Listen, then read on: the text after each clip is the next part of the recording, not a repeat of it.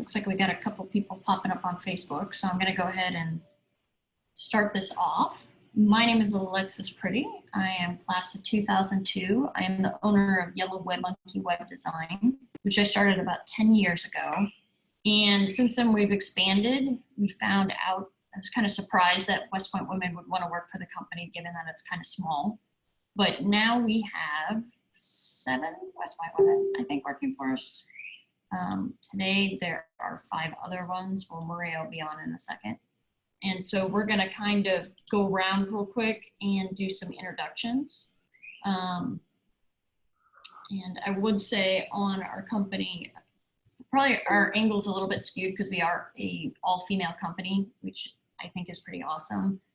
Everybody's a 1099 contractor and makes their own schedule. So primarily, most people are a stay-at-home mom, and it gives kind of flexibility to have a job that you enjoy, but it's a pretty common thing for somebody to write and say, hey, it's really nice outside today. I'm going to take the rest of the day off and take the kids to the park. So that is very helpful. But let's start with Molly. Do you mind starting, kind of going through and introducing? Sure. My name is Molly Greenwood. I'm class of 2000. My husband's class of 2002. I've been working with Yellow Web Monkey for the past 2.5 years. Ever since we moved to Hawaii. I used to be a nurse, and the school that my children attend here in Hawaii is 60% virtual and 40% face-to-face. And so the opportunity to work from home has been really great for our family. So we've been doing the whole work and school virtually since before it was cool. Okay, Molly, you want to play moderator for us? Yeah, let's go to Corrine. Sure. I'm Corrine Walker, class of 2010. I'm basically, like Alexis said, I'm a stay-at-home mom, but I love that I found Yellow Web Monkey so that I can, have something that I can have a career and also take care of our 3-year-old daughter. She is in part-time preschool, so that does help out a lot with scheduling. I'm originally from Illinois, but now we're down at Fort Benning. All right, Barb. Hi, I'm Barb Mancari. I'm class of 98. I've been with Yellow Web Monkey about 1.5 years now. I teach as an adjunct at a local college also. So I was looking for a little bit more. 2 years ago, my youngest started kindergarten and my oldest started college. So at that time I was looking to take on a little bit more, and this opportunity came up, but I was really happy to find it. I've got 6 kids besides, with my oldest being a plebe up at West Point, and I've got a senior getting ready to hopefully start up this summer up there too. So this gives me a lot of flexibility with travel and location, and the ability to also keep teaching at the college, which I also love. Okay, Kristen. Hi, I'm Kristen Knight. I'm a 2001 grad, and this is my second virtual position. Previously, I worked with Deloitte Consulting as a full-time virtual employee with some limited travel, and then now I have 4 kids ages 9 to 15, and I work on a part-time basis for Yellow Web Monkey, and I find that this provides a great balance of the things I want to do for my family as well as things I want to do professionally. All right, and welcome, Maria. Can you introduce yourself? Hey guys, my name is Maria Netherland, and I live in Freeport, Florida. This is my second telecommuting job. I work them together.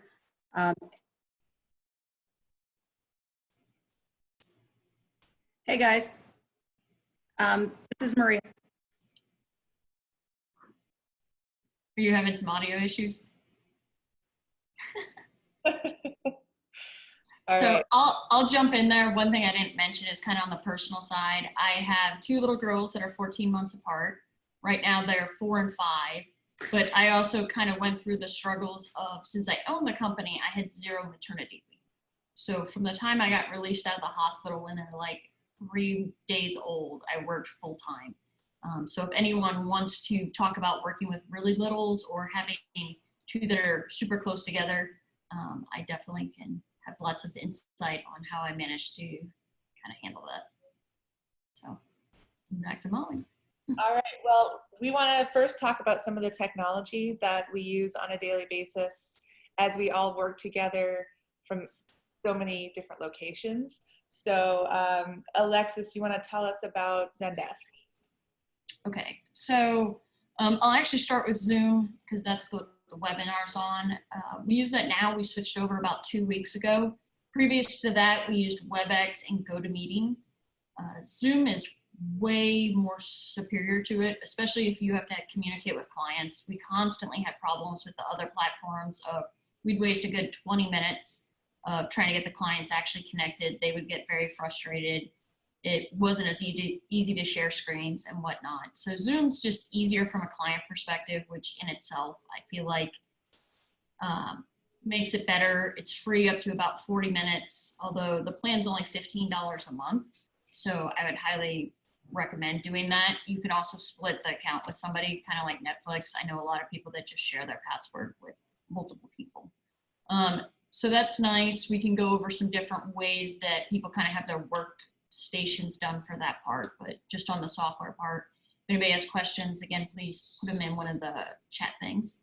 And then the other platform we use is Zendesk, which is probably the most popular customer support ticket system. I recommend that if anyone is working with customer support. They also have a sales channel that's pretty good. And what that allows us to do is it has one unified email that clients send. So they send it to support@YellowWebMonkey. And that comes into a platform so everybody can see it and then we can farm it out. And that gives us a lot more flexibility because, for example, I went on a cruise for a week not too long ago. And so it's just seamless for our clients that they're not getting auto responses that were out. A lot of times we can do private comments. So it helps that people can work on things and do as much as they can, and we constantly hand things back and forth. So if anybody has any specific questions to that, we can also speak to that. Okay, and Corrine, you want to talk a little bit about how we use Google Docs and Sheets? Yeah, absolutely. So we love Google Docs. Obviously, that's pretty universal. You know, we can have multiple team members working on a document at the same time. We can share it with clients. It's easy for them to get into and view something. We like using Google Sheets a lot for checklists. We love checklists. Checklists are really nice, especially for working from home. If you have kids or you just need something that you can pick up, do a few things on and stop and pick up later and just see where you are. We love using that. Also for handing between different team members, the checklists are really nice. You can get into the Google Sheet and see where someone left off, see their notes. So that's been really nice. On that note, also, we use Google Calendar. So we have one team calendar and we can all put down the hours that we expect to be working. So that kind of helps. So we know if somebody's going to be on vacation and we need to cover some extra hours, we've got that all in one place. And Barb, you want to talk about how we use Skype?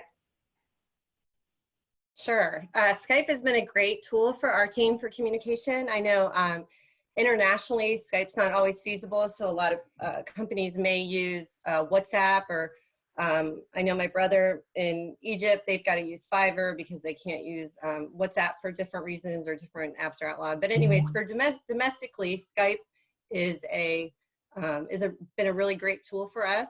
We have multiple channels in Skype that we use to communicate. So we have a group chat where we make a note when we're on, we communicate in that. Sometimes we share life events that are going on.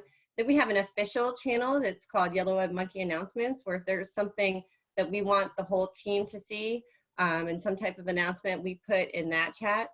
We break down into smaller chats for segmented work for our marketing team and for our web team. We also, on specific projects, we may develop a special chat just for a specific project. So the nice thing about Skype too is, and later we'll talk about setting guidelines and and limitations and borders between work and home life and managing that. Skype is nice because you can turn that off as opposed to communicating through a phone like iMessage or through texting. when you're away from work, you can also turn off and log out of Skype. And then when you get back in, log that back on to get notifications. So again, it's an app on your computer and it mirrors the app on your phone too. So there's multiple ways to access Skype also, but it's been a great tool for, like I said, for communication and then being able to communicate through multiple channels and with multiple teams. Okay. And Alexis, you want to talk about the mobile apps? So one thing I want to hit on when looking at the different technology solutions is I highly recommend looking at which ones do have mobile app versions. So with Zendesk, that's pretty nice, Skype and all those other ones. And we can speak more to kind of boundaries with that in a little bit because that is important. But I really like having the mobile apps because it makes me not tied to my office. So again, pre-quarantine and whatnot, I would like to take my kids to the park quite a bit. And a lot of times when they're running around, because a lot of stuff in the company kind of will bottleneck with me to get my feedback or approval. It was nice that I literally would sit on the park bench and somebody be like, hey, can you proofread this? And I could be like, looks good, and put it down. Again, you have to set your own personal boundaries, but I like that I knew that everything was flowing in my company, even if I chose to kind of prioritize taking my kids somewhere. Okay. Now that we're on the topic of boundaries, let's keep going. So Maria, do you want to talk a little bit about your situation? Sure. My husband and I both work from home. He works full-time from home. And I actually have 2 jobs that I work from home, telecommuting. So we've been pretty lucky. We just moved to Florida and now we're at least in our own space. He's got his own office and I have my office. And what we do is we have dedicated hours that we know that we're both going to be working, but we try to shut off about the same time every day. We have an agreement about how long afterwards I take calls because I work Yellow Web Monkey during the day and then I have a triathlon coaching job in the evenings. And our agreement is at a certain time our phones shut off so that we can spend time with the family, but also so our phones aren't pinging half the night. But also if we're going to be in a meeting, his door simply closes and he knows if he comes in and I have headphones on that I'm in a meeting. And we try to respect that as best as possible. Like a lot of you, we just recently added someone into, and maybe more than just one. We added one because our daughter's home from college. So we've had to shuffle a little bit to also add her into a telecommuting because she's at school at Ole Miss. So we've explained the telecommuting and the closing the door and when we're available, and she seems to have fallen right in with that. Okay. Anybody else have anything they want to add to this? I'll say in terms of personal boundaries, setting a schedule has been huge for me in terms of, because, a lot of us are a little bit workaholics and it's even harder when work and home are in the same place. So trying to figure out, okay, this is the exact time I'm going to work. This is what I have on my calendar, and not stopping work to do things around the house. Having a scheduled time for that is helpful with me. And then just personal boundaries with other people in my life in terms of understanding that working remotely is not just me being home. I'm actually working in my home so that people understand, I mean, it's a little different at this job now because it's quite a bit more flexible, but at my previous job that was more of a 9 to 5, like I couldn't babysit a friend's kids during the day when they were going to an appointment because I was actually working 9 to 5. So trying to explain that distinction to friends and parents and in-laws that maybe don't understand how working remotely really works. Okay. I'll add on for myself. What helped me set time boundaries was, while I love having the mobile apps on my phone, I have to turn off the notifications at a certain point. I'm trying to cook dinner or spend time with my family and I keep seeing the notifications come up because other people work at different times.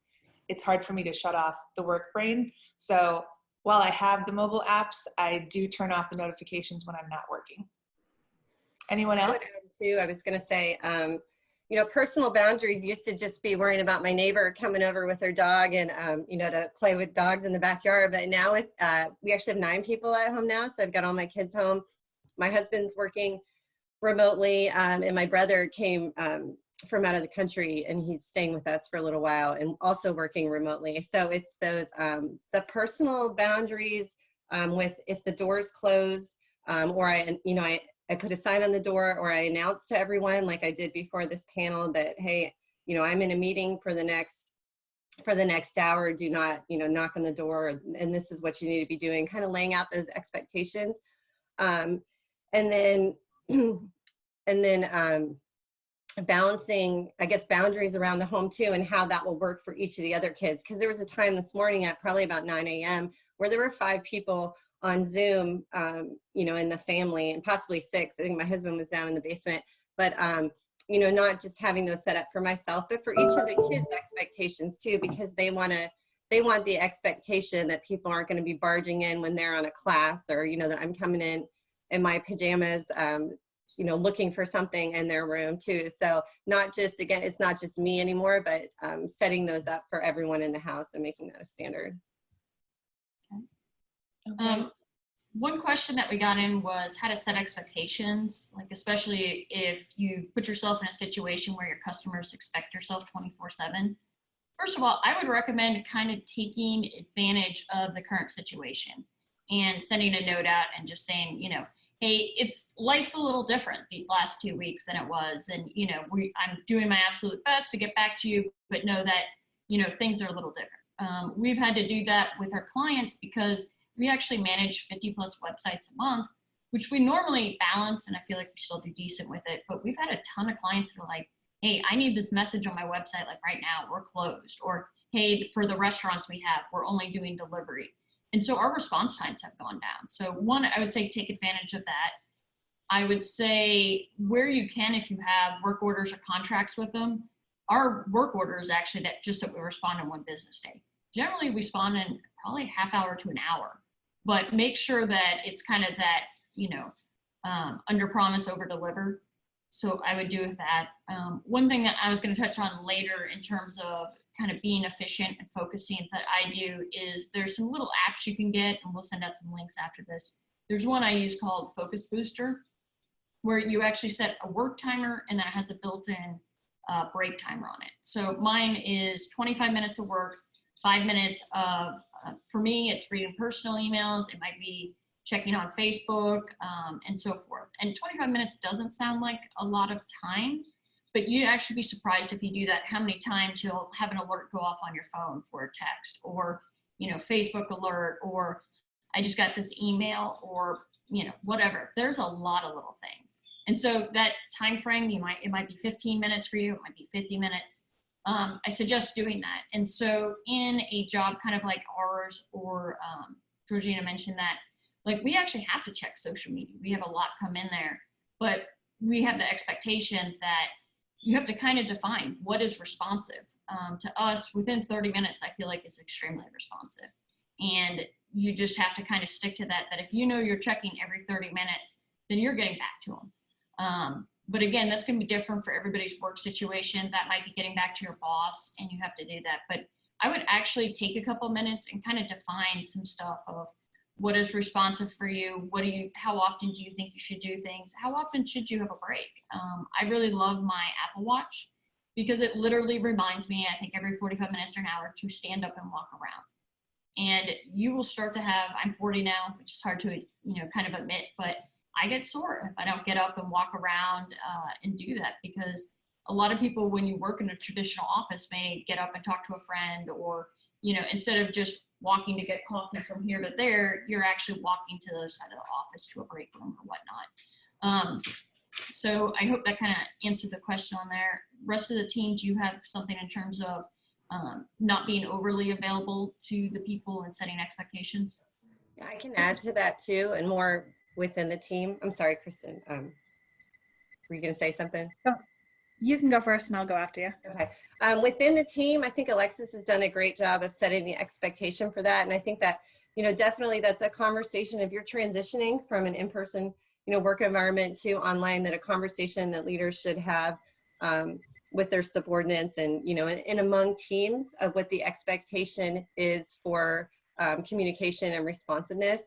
Alexis has made it very clear to us that often when things come to mind, she'll send us a message through Skype, but she respects that that may not be a time that we're on Skype, but that when we get to it, that we can get to it, that she doesn't expect that we have to respond right away to every message that she texts us through Skype, but that while she's thinking about it, she does. But it definitely is a conversation that I think needs to happen among teams and among leaders so that those expectations are clear. And then one thing that I can say is I like kind of batching things, coming in the day, checking emails, responding to those. And then also if it's a normal job of where you were in an office from 9 to 5 every day and now you're home and still expected to be online, those hours really don't change. You need to set that boundary for yourself as well as the workplace, that 9 to 5 is your job. And then maybe one more time in the evening, let's say 9 p.m., you go on real quick, 20 minutes, scan through. And even if it's a quick email back of like, hey, I saw this, we'll take care of it in the morning, just to be able to go through and get back to anybody who does need to get back to that you've seen and will take action on it in the future, but it's outside your daily time at that point. One of the other questions that we had, what do we do in order to keep personal connections with our team since we don't have spontaneous water cooler chats? I think we kind of went over that a little bit already with the way that we have our Skype group set up. Our official group is very much just announcements and work related or the different teams, but in our whole group chat, we do a lot of sharing funny stories about our day, sharing memes, things like that. We often have group calls just like this, and our kids walk in and out of the room and we say hello to them, and we see each other's pets walking around. And so a lot of our group chats can be very informal. I think that's one way we do it. Anyone else want to jump in? I'll jump in. Oh, go ahead. I was just going to say that's something in our company culture too, that was made. I mean, I started a little over a year ago, but that was kind of made clear from the beginning that between us, particularly in the group chat, that things were kept kind of light and informal, and just made the team members feel comfortable sharing, like Molly said, funny stories or little personal things that are going on. So that's a culture thing at the company. And I think that that's important for leaders to try and to continue to maintain if you've just recently changed to working remotely. And to say on that, we do have a unique team dynamic that I never have a concern that people are just going to cut up all day and not get work done. And that's the wonderful thing of everybody on the team is either a West Point woman or a family member of a West Point woman. And I've never just doubted that people are going to get their work done. We work a lot of odd hours. I've been tired lately, but usually I'm on by about 5:15 in the morning. That's when I get my best work done. So for those trying to kind of figure out to focus or whatnot, I get probably more work done between like 5 and 7 a.m. when my kids get up than possibly the rest of the day on certain days. So one, if somebody says, hey, I'm going to do this late at night, I don't have to follow up to make sure it made a deadline. And to go back to kind of the social aspect, sometimes you just need to vent. I mean, I have a pretty isolated life where I work from home every day. I take my kids to school and I see my husband at night. And I mean, honestly, sometimes I just go to church once a week and that's the only time I leave my neighborhood. So it helps to kind of have a friendship and to be able to vent. So yesterday, my husband, he's home right now from work, and he's helping out. And he decided, since I haven't gotten around to cutting my daughter's hair, that he'd help me out. So he took, the scissors off the knife block and just kind of went straight across and took her hair from here to about here, which, is not the best look for her. And so it was nice just to kind of have friends to just send the picture over Skype and just be like, OMG, somebody talked me down from, losing it or whatever. And so the perspective of having other people that get that, but also almost like an accountability thing of the reminder of like, okay, you need to probably tell your daughter she looks beautiful and like keep that, and that's the military variant, and don't kill your husband. And sometimes you need that. And so that's part of, people get it. And so, and granted, not everybody's team's like that, and you might have to figure out who on your team's like that. But I'd suggest during this time, if you don't normally work remotely is to make sure you have those connections, whether it's on your work team or occasionally I'll actually do a Zoom or a regular video chat with family members where we just both have our lunch and sit and talk. And so that's something you need to build in. If your old workflow is that you went out to lunch maybe 3 times a week or whatnot, I would block out that time that you still do that. And it might be you watch a show, it might be you do a video call with somebody, but whatever worked for you before, try to figure out how to just make that work virtually. Just to add to that too, I think it's important to ask your team members about their day or about their family or about what's going on with life. Especially I think we tend to be, at least I'll speak for myself. I'm a very task-oriented person, and I'm often, business, and this is, focusing on the task that needs to be done. But it's important a lot of times to take a step back and ask, about, how their day's going, what things are going on. Alexis does a good job about that too whenever we start a call. So sharing those types of things before you get to that business task when you're, working virtually, I think are still very important. And I was just going to add one more thing. If you do need to be professional and the kids are running crazy, or this is a very unique personal time, I know everything is very visual now, but there is nothing wrong with just doing it as a conference call with no video, and mute yourself if you need to, lock yourself in your bathroom. Right now I'm hiding in my master bedroom doing this because my workstation is in the kitchen and everybody's home right now, and that is a main thoroughfare in the house, and it'd be complete chaos. So if you feel like you can't participate at the same level as everybody else, it's okay. As long as you're talking and communicating, you can do it from your bathroom as a conference call, and it doesn't have to be all super high tech video all the time. If I can just jump in and add to that, Kristen, I feel the same way. I mean, sometimes if you're doing a conference call, you feel like pressure to do a video call. And sometimes I do think that helps to be able to see each other, but it's probably 75% of the time that we've done client calls, they don't have their video on either. So, I mean, I don't think you need to feel that pressure either. Okay. One of the things we wanted to also address is how we have our workstations set up. We all kind of have different preferences and what works for us. Like Maria mentioned earlier, having the separate offices for her and her husband. For me personally, I'm set up in my kitchen living room area because I do have a middle schooler and a high schooler who go to virtual school. And so I need to be in a central location where I'm available to monitor their activities and help them as they need it. And they're a little bit older, so they understand, don't go running through the kitchen with your music blaring while mom's at work. So that's a little bit easier for me. And I don't have the option really to have a private office right now. So that's how I work. Barb, do you want to talk about your workstation? Sure. Yeah, I've tried a few different places in the house, but I keep going back to the office. So the office that I often used in the past when I was working outside the home, just for bills and collecting papers from kids, I had to actually clean it off and get it set up. Because what I find is when I work in other rooms of the house, I think I get distracted by all the things that need to be done, whether it's laundry or picking things up or dishes or something, something else, that I tend to find myself distracted by those, but I can focus much better in an office in a way, especially now with all the people home and working at the same time and on slightly different schedules, that when I need to prioritize something, then I need to move away and go into that office and work. And that helps me stay structured and focused. Okay. How about you, Corrine? Sure. So for calls, I'll normally take them at my desk, but for everything else, I'm in the living room.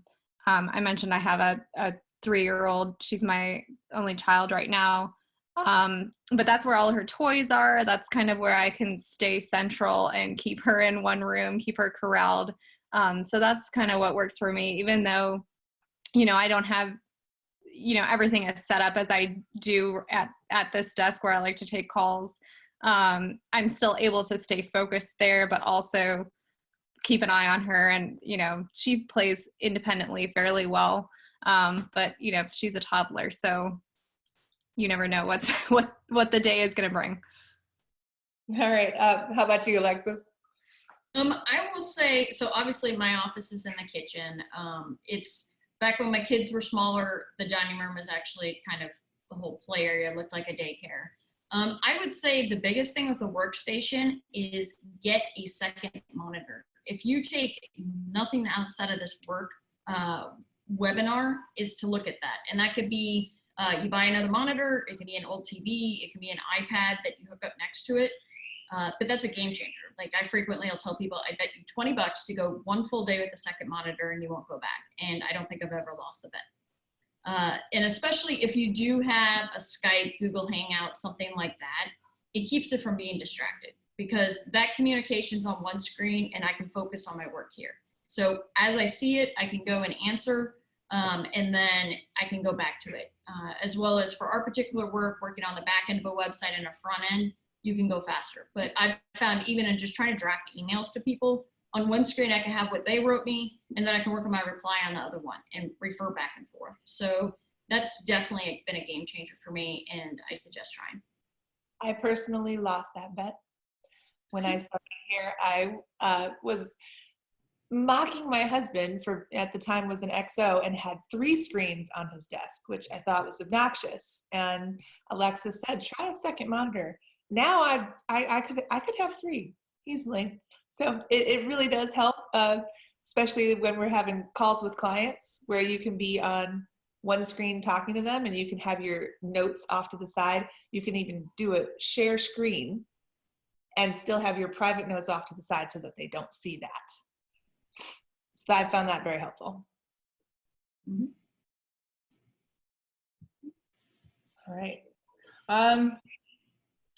Yeah, let's talk about kids. Obviously, some of us have young kids at home, some of us have older kids at home, and now with most of our kids being home and having to go to school virtually, now we have to learn how to juggle that as well. So, who wants to jump in? Okay, go ahead, Barb. Okay, I can jump in real quick. Still getting the hang of it because this is day 4 for my young elementary kids. I have 3 in elementary school, 1st grade, 4th grade, and 5th grade. And then day 5 for my 2 high school kids. And then my West Pointer, she started last week. But anyways, what I've come to find just in the last few days, and it's really just a constant, we started with a schedule, but it's really a constant battle of, not battle, but a constant balancing of priorities. So determining what the priority is at that time. Ideally, I'd like to start with, we have a schedule set up for the day and the kids downloading and looking at what all their tasks are. But the teachers are now scheduling meetings at different times. So, but then if something comes up with work and that has to be a priority for me, then we put that schedule on hold until I can get back around to helping them. So we have a schedule, we have separate places where everyone, separate designated places for everyone to work. They all have their own desk, they have their own supplies, and they have a private space. The next piece of it is really now just figuring out that schedule and then constantly reevaluating what the priorities are for the day and maybe for the hour at that time, and then focusing on those. I'll add in about work calls with a toddler. Most of the time I would try to schedule them, obviously, while she was at preschool and I knew that the house was going to be quiet. But we do kind of have a backup plan for, if we ever had to take a call while one of our kids were home, especially those of us with younger kids, that we would have more than one person on the call at the same time. So if your activity that was supposed to be taking place during the call failed and your kid comes running into the room and starts playing with your dog's crate, which hasn't happened to me, but may have happened to me, someone else can, you can mute yourself, someone else can take over and ask questions and listen and take notes so that you can quickly step away if you need to. Especially if you're potty training somebody, because there's nothing worse than being on like a conference call with a client and like, I have to go potty or I had an accident. because it's just in our group chat, like, be right back, and you see somebody run off camera, but somebody else just picks it up and runs with it. I'll say I have, one in middle school and one in high school. And what worked for us when we had to get used to virtual work and virtual school at the same time was figuring out what worked for the kids as individuals. My son is very independent. He doesn't need a whole lot of assistance. He needs a place where he's not distracted. So he has a desk upstairs in the hallway. My daughter is a social butterfly, and she has a million questions, and she wants to be close to me. So she works at the kitchen table nearby. And that it was really tough because at first, you want to kind of put your own will on them about the way that you think that it should work. And so the first couple of months was a real struggle. And I learned that letting them do it in the way that works for them made everything run so much smoother, much more peaceful. Anybody else? I'd like to talk to the piece of having kind of really small ones, both babies and toddlers. And for those in the Facebook chat, I'm sharing a couple links of things that, so I actually tailored as I said, we completely got rid of our dining room table, put ABC tile down, and you can see in the picture, made like our own barrier where the kids were channeled in. And my desk was just in the corner. But I needed to be able to work and know that the toddler wasn't crawling out, or, that was completely baby proofed. So that's one thing. If you do have a baby, I found it worked really well to have a boppy pillow while working, because your kid just wants to be near you. And so either if you're doing a bottle or breastfeeding, to take advantage of that milk coma. One of the pictures I sent is both of my kids would fall asleep, and I got the best work done like this and just typing over their heads. That was probably 45 minutes solid where I could do things. And then the last image I shared was actually a small video for, once you get a toddler, it's up to like wanting to walk and whatnot, is we found a little thing. It's almost like when you have a mule walking in a circle. But my daughters loved that and would just run around, and they were active, but it just kept them where I could see them. So if anybody has any specific questions for really little ones and being able to balance that, but I'd say consider having your kids close to you. I also had it with like a little bassinet thing. I had an L-shaped desk and would just put them next to me. And so that like constant, I'd work with my mouse with one hand and pick up the pacifier and put it back in and just kind of keep doing that. Or I would literally shake a toy that rattled and work with the other one. And you just kind of have to be flexible on that. That goes back to kind of scheduling your tasks too. If you have certain things that you have to get done during the day that X requires more brain power, this requires my absolute attention, and you can get that done, during nap time or before the kids wake up or after bed, depending on what your work schedule is like. And, you can do more basic tasks while they're awake.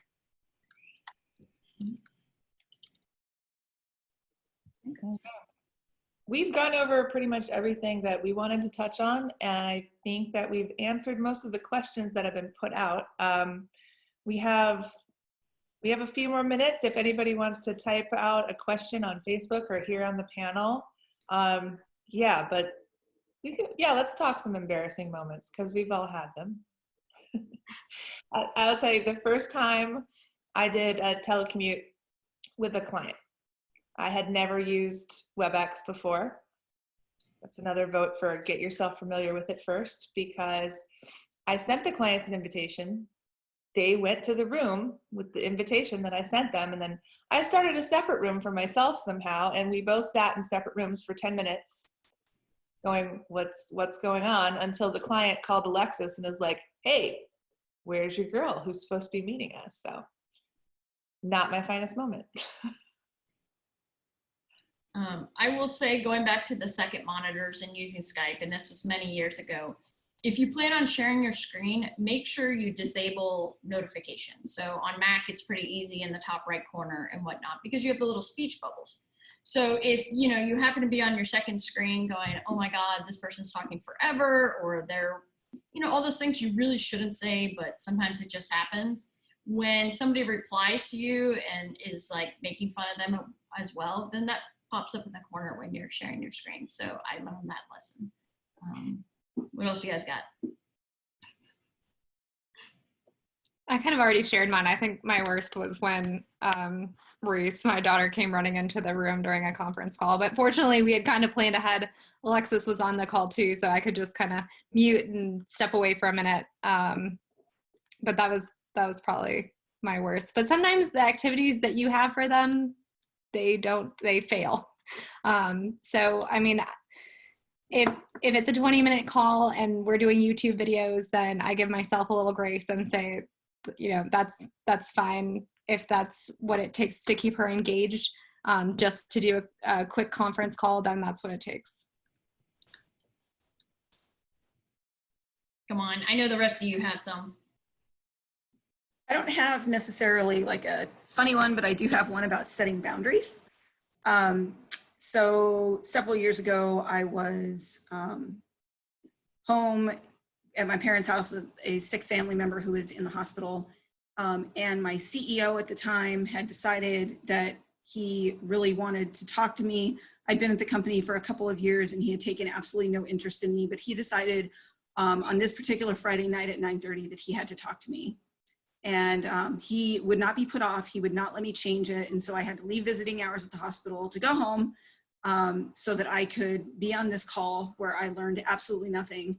And he had nothing really that he needed to tell me that was all that important. So it was about 10 o'clock that night when I figured out that I needed to start establishing boundaries, and they needed to be really clear, and they needed to be communicated to my managers so that you know, I wasn't getting called at 9:30 or 10 o'clock at night, especially at that time. So it was unfortunate that I had to learn that way, but it was a really good lesson, and I've been pretty good about instituting boundaries ever since.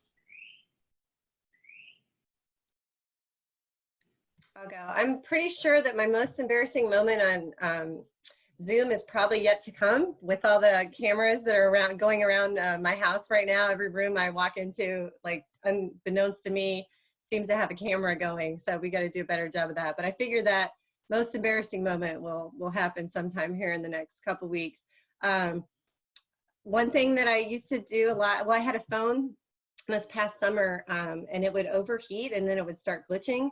So I used to group call the entire Yellow Web Monkey team, I think probably at least once a week, maybe more often on hotter days or something. But one I can think of on a Zoom call in particular with a client was I was sharing my screen.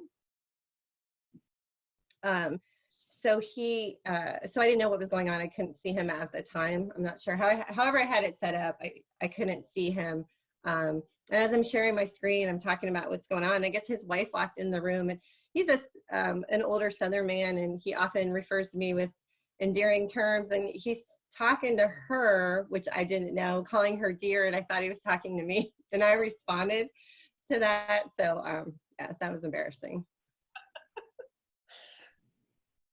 I will say one other thing, because I just saw it happen again, is I hate cats, and I see Molly's cat. It just walked by, and it is so distracting when I talk to her, because I stop listening, because the cat will be like jumping on the counter behind her, and like in my brain, it's about like pounce on her and kill her. And so I thought you said you put it up for this call. Anyway. She was in the garage. She got out. So I will say too, most of our clients are pretty understanding. We have, you know, expectations that we set with them, and we'll let them know. I have one client in particular who I talk to on almost a weekly basis, and she understands that I'm working from home and that my kids are here. And the first time I was on a call with her, you know, my son came just strolling through the kitchen and starts to make lunch. And I'm like, oh, I'm on the call, go away. And she's like, no, I understand. You're working from home. Your kids live there. Don't worry about it, you know? And so having that expectation and good clients who understand that is really helpful. All right. Do we have any other questions or any other issues to address? I have one other thing that I think we forgot to touch on, which I thought was a great feature that we use. And it's an app called Cloud App. And that is fantastic for us to be able to take screenshots of our computer, and then you can draw on top of it. So if you need a big circle arrow of saying, no, this is the button you need to press, you can also record videos. So if you're trying to explain to someone on how to do it, you can go through and create a little video and they watch it, and then they can mimic that, and that gets sent and it's stored on the cloud, and you just send a link. And if you need to cut and paste an actual picture, you can do that as well. So I thought that has been a fantastic addition to our virtual work. Yeah, good point. We forgot that one earlier. Yeah, I agree, because I've even used that tool now back with teaching, because I taught an in-person course. It's now been moved to online. So a lot of my students are transitioning to that. So kind of bringing that from the team, I've been able to use that to show some students how to access things in Blackboard, you know, that they didn't have to find before. So it's been really a great tool. And also with onboarding and setting up our knowledge bases, that we use a lot of cloud apps in there to help with those explanations in our knowledge bases. Can you talk about those knowledge bases? We probably should have done that too. Barb, do you mind touching on that, of kind of how we spelled out those things, the checklists and the knowledge bases? Sure. So we're fortunate. We use, as part of Zendesk, it has like an actual knowledge base portion as part of the app, where we can set up for different tasks and have it organized however we need to. You know, it's really like setting up SOPs. So we're, you know, putting in there the procedures so that whoever's working on a certain task, if it's been done before within the company, that they can go into those knowledge bases, search for the tasks that they're trying to do, and then find that information there. So it's nice because we can put links in there. We can even link to Google Docs that we've used. We can put all those cloud apps in there and annotate on those. And then that's a great way to share information with team members.